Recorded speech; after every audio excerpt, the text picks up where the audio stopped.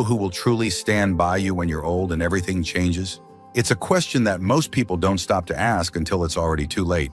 In our younger years, we gather people, acquaintances, co-workers, neighbors, classmates, and we often assume that many of them will still be around when we need them most. But time has a way of revealing the truth. As we grow older, the circle gets smaller, and what matters most isn't how many friends you have, but which ones still show up. Listen closely and care deeply. In this video, we're going to explore the 4 types of friends you can truly rely on in your later years. These are the friendships that go beyond small talk and surface pleasantries. They are the ones that bring comfort in silence, strength during hardship, and joy on the ordinary days. And perhaps more importantly, we'll also shed light on why some people, though they may be familiar, aren't the kind of friends you should count on when life gets hard. So, if you've ever wondered who really belongs in your life moving forward, stay tuned. Because by the end of this video, you might see your relationships in a whole new light, and you may even be inspired to invest more deeply in the ones that truly matter.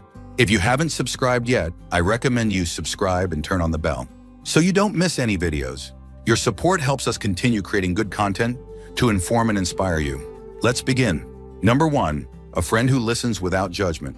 There's something sacred about being listened to, really listened to, without interruption, correction, or quiet disapproval.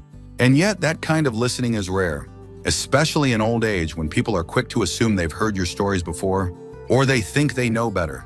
That's why one of the most valuable friends you can have is someone who offers their presence without trying to fix, critique, or steer the conversation. Just a steady, quiet listener who respects your voice and makes room for your truth. Let me tell you about Irene, a 79-year-old woman who had grown used to nods and polite smiles whenever she tried to share something that mattered to her. Her adult children often cut her off mid-sentence. Neighbors were friendly, but always in a rush. It wasn't until she reconnected with an old friend named Grace, a woman she hadn't spoken to in over 2 decades, that she realized how deeply she missed being heard. Over coffee, Grace simply listened. No phone distractions, no advice, just full attention. And Irene said afterward that it was the first time in years she felt like her words actually landed somewhere. The older we get, the more we carry. Stories, regrets, hopes, grief, and sometimes all we need is a witness. Not someone to analyze or respond, but someone to sit across from us and nod with understanding. When you find that kind of friend, one who doesn't rush you, who lets the silence stretch without discomfort, you've found something rare and healing. Research in psychology confirms that feeling truly heard reduces stress, lowers blood pressure, and even improves cognitive health. But beyond the science, it simply brings peace. Because when someone listens without judgment, they're not just hearing your words, they're saying, you still matter. Your voice still matters. And that's something we all need, especially in a world that moves faster every day, where seniors often feel left behind or spoken over. A friend who listens becomes a mirror, reflecting not just your words, but your worth.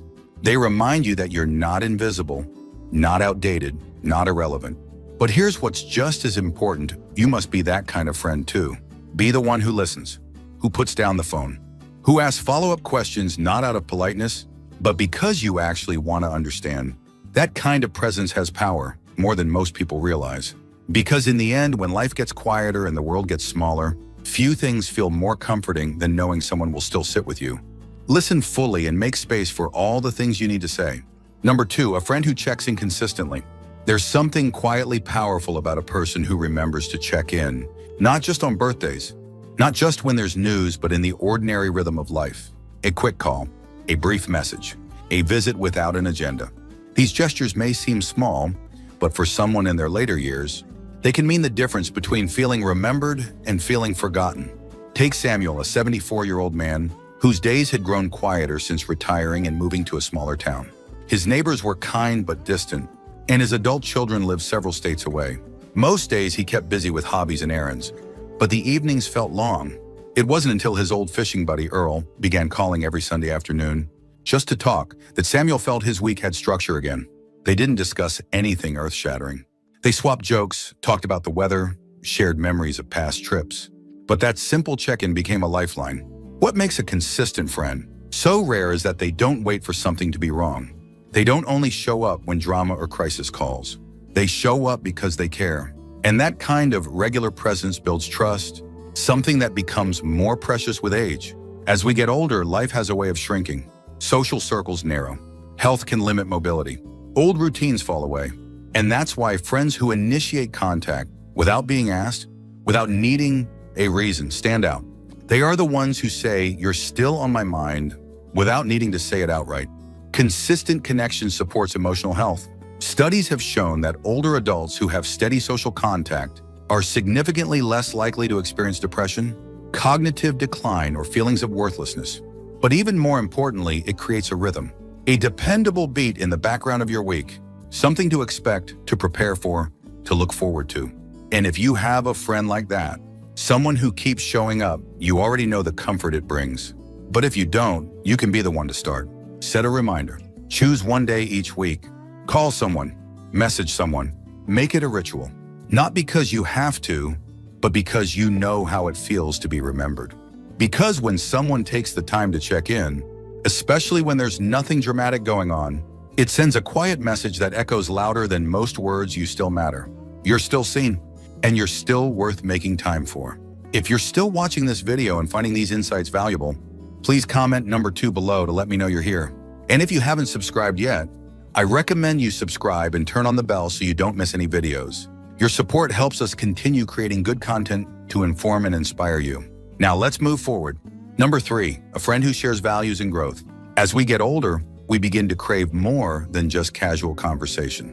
We want depth. We want alignment. And perhaps most of all, we want to spend time with people who understand the kind of life we're trying to live. That's why one of the most rewarding types of friendship in old age is one rooted in shared values. Someone who's on a similar path, not in lifestyle, but in mindset. Let me share the story of Margaret, an 82-year-old retired teacher.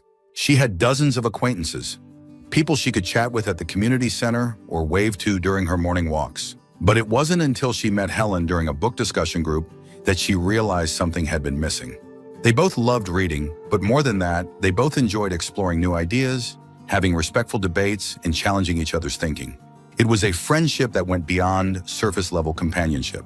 It fed her mind and her spirit. When you share values with someone, your conversations feel more meaningful. You laugh a little deeper, reflect a little longer, and leave feeling more alive. It's not about agreeing on everything. It's about caring about the same kinds of things: kindness, honesty, faith, resilience, curiosity, or whatever matters most to you. This kind of friendship doesn't just fill time, it helps you grow. Even in your 60s, 70s, or 80s, you're not done evolving. You're still learning, still refining your beliefs, still reaching for new insights. And a friend who shares your values creates a kind of emotional and intellectual mirror. They affirm your direction while gently stretching your thinking.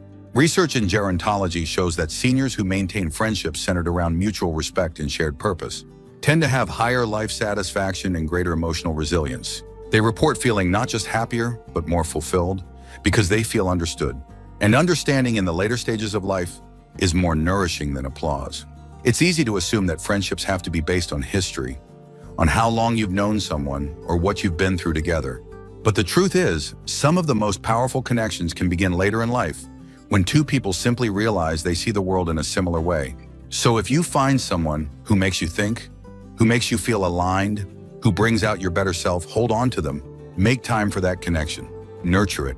Because those kinds of friends aren't just pleasant to be around. They remind you of who you are, who you've been, and who you're still becoming. Number 4, a friend who shows up in difficult times.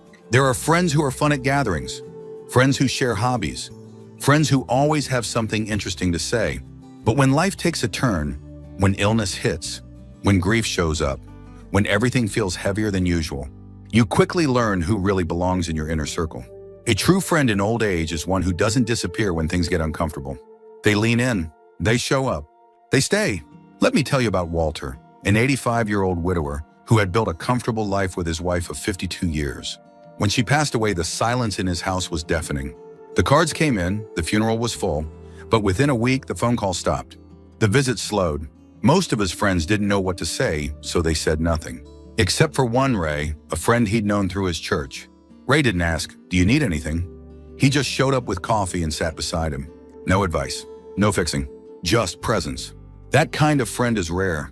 The one who stays when others step away. The one who doesn't rush your pain or try to put a bow on it. The one who understands that just being there, quietly, steadily, is more helpful than any words could ever be. And when you find that friend, you realize just how much it means to be supported, not only in celebration, but in sorrow. These friends don't need to have all the answers. They don't need to say the perfect thing. They just need to be there. At the hospital, at the kitchen table, on the other end of the line when sleep won't come. And often it's not the frequency of their presence that matters, it's the depth, the sincerity, the way they show up without being asked and stay without needing praise. Studies in aging psychology show that the presence of a supportive friend during difficult periods can significantly reduce the risk of long-term depression and emotional withdrawal. It's not about fixing the problem. It's about not being alone in it. About having someone who holds space when the world feels shaky. And let's be honest, old age, while rich in wisdom and freedom, also brings its share of hard days. Losses accumulate. Health becomes unpredictable. The people who once leaned on you may now need your care or may no longer be around. In moments like those, you don't need 50 contacts in your phone. You need one soul who walks with you, not ahead of you or behind, but right beside. So ask yourself, who would sit with you in a hospital waiting room? Who would call just to check if you made it home safe? Who would quietly drop off a meal without expecting anything in return? That's the kind of friend worth keeping close. If you're still watching this video and finding these insights valuable, please comment number 4 below to let me know you're here. And if you haven't subscribed yet, I recommend you subscribe and turn on the bell so you don't miss any videos. Your support helps us continue creating good content to inform and inspire you. Now let's move forward. If for our final thoughts, one man to one.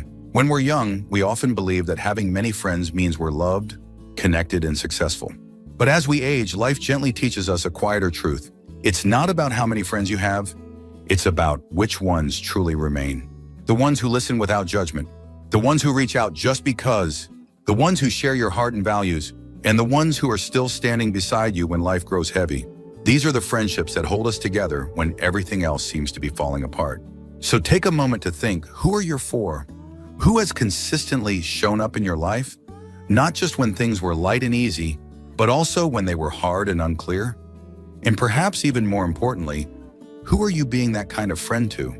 Because friendship in old age isn't about nostalgia. It's about mutual care. It's about being present, being real, and being steady. The years ahead can be deeply meaningful, even beautiful, but not because of the number of people around you. It's because of the strength of a few true connections, the ones you can count on, the ones who make you feel seen, valued, and never alone. So choose wisely. And once you've found your people, hold them close. Because the right friendships don't just comfort you, they preserve your dignity, nurture your spirit, and remind you that no matter your age, you are still deeply loved. Thank you for joining us today. We'd love to hear from you.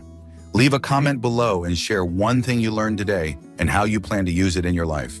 Your thoughts are important to us, so don't hesitate to share them. Reading your comments gives us great motivation and encouragement.